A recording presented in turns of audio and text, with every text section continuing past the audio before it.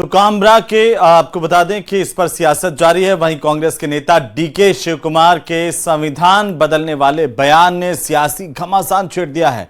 तो वहीं समाजवादी पार्टी के सांसद अवधेश प्रसाद सिंह का कहना है कि पार्टी आरक्षण के पक्ष में तो है, लेकिन धर्म के नाम पर आरक्षण के पक्ष में नहीं है। रिपोर्ट देखिए। कर्नाटक में मुस्लिमों को आरक्षण के मामले में खूब सियासी बयानबाजी हो रही है। अब समाजवादी पार्टी की ओर से अवधेश प्रसाद का बयान सामने आया है। उन्होंने कहा कि समाजवादी पार्टी आरक्षण के पक्ष में तो है, मगर धर्म के नाम पर आरक्षण के पक्ष में नहीं। इन धर्म के नाम पर आरक्षण उचित नहीं है और आरक्षण इस पर एक बड़ी चर्चा की जरूरत है देश स्तर पर। और ये आरक्षण के लिए इस देश में जातीय जनगणना जरूरी है और तभी आरक्षण का जो हक है, हिस्सा है, मुनासिब ढंग से हो पाएगा। कर्नाटक में मुस्लिमों को आरक्षण मामले पर सियासी विवाद थमता नजर नहीं आ रहा।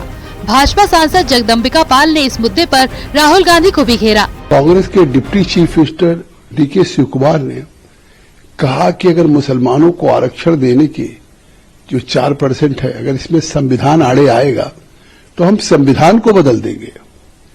और इस पे राहुल गांधी की आज तक चुप्पी है। राहुल गांधी उनके खिलाफ कार्रवाई करने के बजाय, राहुल गांधी जो संविधान की किताब लिए घूम रहे थे लोकसभा के चुनाव में, कहते थे कि भारतीय जनता पार्टी संविधान बदल देगी अगर सत्ता में आएगी, तो आज उन्हें माफी मांगनी चाहिए। बीजेपी सांसद भोला सिंह ने भी विपक्ष पर निशाना साधा है। उन्होंने कहा कि विपक्ष अपने सियासी फायदे के लिए वक्फ बिल पर मुस्लिमों को गुमराह कर रहा।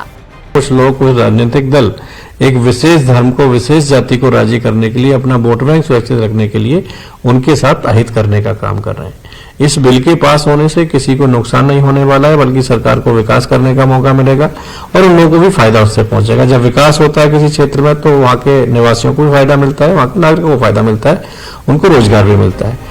वक्फ बिल पर सियासी संग्राम जारी है। इस बीच कांग्रेस नेता डीके शिव कुमार के संविधान बदलने के बयान पर बीजेपी मुखर है। वहीं कांग्रेस की तरफ से भी सियासी बयानबाजी जारी है। न्यूज़ 18 के लिए ब्यूरो रिपोर्ट।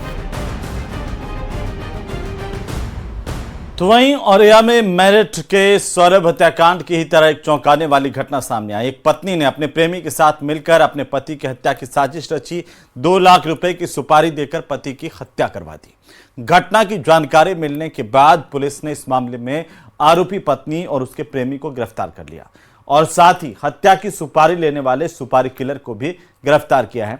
सीसीटीवी की मदद से अब इस हत्या का खुलासा हुआ है।